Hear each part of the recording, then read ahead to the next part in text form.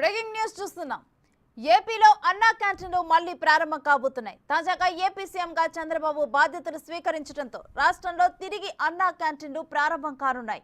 ఈ రోజు చంద్రబాబు చేసిన 5 సంతకాలు 4వ సంతకం అన్నా క్యాంటీన్లను తిరిగి ప్రారంభించడం మీదే పెట్టారు. దీంతో రానున్న వారం 10 రోజుల్లో రాష్ట్ర వ్యాప్తంగా అన్నా క్యాంటీన్లు ప్రారంభం కాబోతున్నాయి.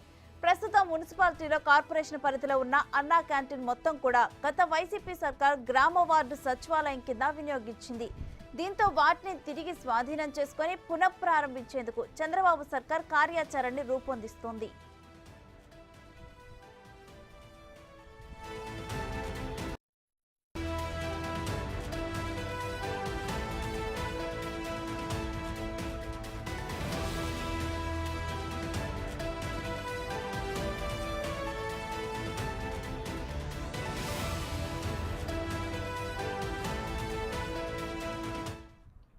ఇక అన్నా క్యాంటీన్ల పునః ప్రారంభం గురించి మరిన్ని డీటెయిల్స్ మా ప్రతినిధి దామోదర్ అందిస్తారు. దామోదర్, ఏపీలో అన్నా క్యాంటీన్ల పునః ప్రారంభం మీద డీటెయిల్స్ ఏంటి?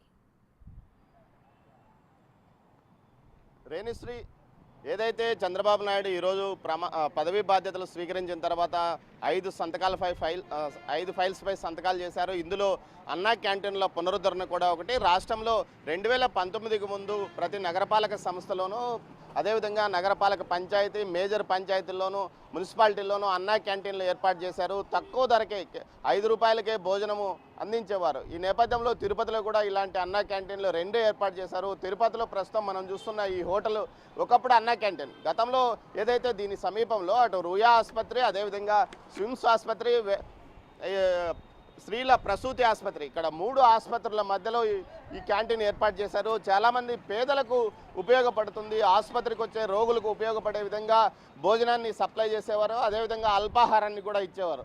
మొత్తం మీద ఈ గతంలో ఈ క్యాంటీన్ ఎప్పుడు ఫుల్గా పూర్తిగా జనాలతో నిండి ఉండేది.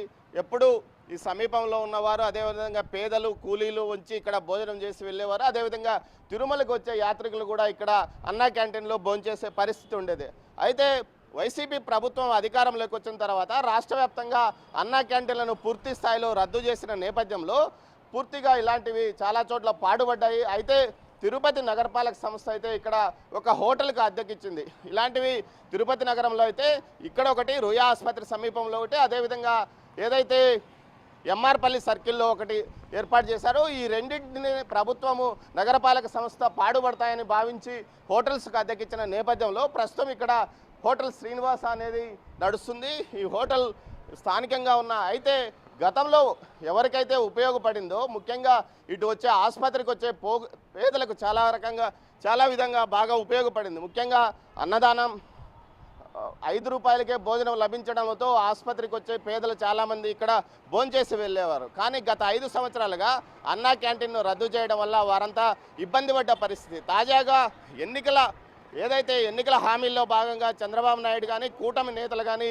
అన్నా క్యాంటీన్లను పునరుద్ధరిస్తామని హామీ ఇచ్చిన నేపథ్యంలో మొదటి రోజు 5 హామీలపై చంద్రబాబు నాయుడు సంతకాలు చేసిన నేపథ్యంలో మెగా డిఎస్సి, దాని తర్వాత ఏదైతే ల్యాండ్ డెవలప్మెంట్ యాక్ట్ రద్దు, అదేవిధంగా మరోవైపు ఇది అన్నా క్యాంటీన్ల పునరుద్ధరణకు సంబంధించి పూర్తిగా ఇప్పుడు ఏదైతే సంతకం చేశాడో అయితే మొత్తం మీద ఈ క్యాంటీన్లు, ఈ స్థలాన్ని ఇప్పుడు లీజుకి ఇచ్చారు. నగరపాలక సంస్థ లీజ్ అగ్రిమెంట్ను రద్దు చేసి అన్నా క్యాంటీన్లను ఎన్ని రోజుల్లో ప్రారంభిస్తుంది, లేకపోతే లీజ్ అగ్రిమెంట్ వల్ల లీజుదారులు కోర్టుకు వెళ్ళే అవకాశం ఉందా, ఈ అంశాలను కూడా పరిశీలించే అవకాశం ఉంది.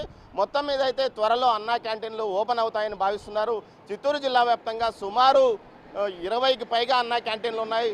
ఏదైతే ఒక శ్రీకాళహస్తిలో అయితే అన్నా క్యాంటీన్ను గోడౌన్గా మార్చివేసిన పరిస్థితి, అదేవిధంగా కుప్పంలో అయితే అక్కడ ఒక దుకాణానికి అద్దెకిచ్చారు. ఈ విధంగా ఏదైతే స్థానికంగా ఉన్న వైసీపీ నాయకులు వాటిని లీజుల పేరుతో, అగ్రిమెంట్ల పేరుతో వారి స్వాధీనంలో చాలా వరకు ఉన్నాయి. కొన్ని చోట్ల అయితే ఏకంగా వీటిని క్లబ్బులుగా వేసిన పరిస్థితి, మరోవైపు కొన్ని పాడుపడిన పరిస్థితి. ఇలాంటి పరిస్థితుల్లో వాటన్నిటిని ప్రభుత్వం స్వాధీనం చేసుకుని తిరిగి అన్నా క్యాంటీన్లను నిర్వహించడానికి ఏర్పాట్లు చేస్తున్న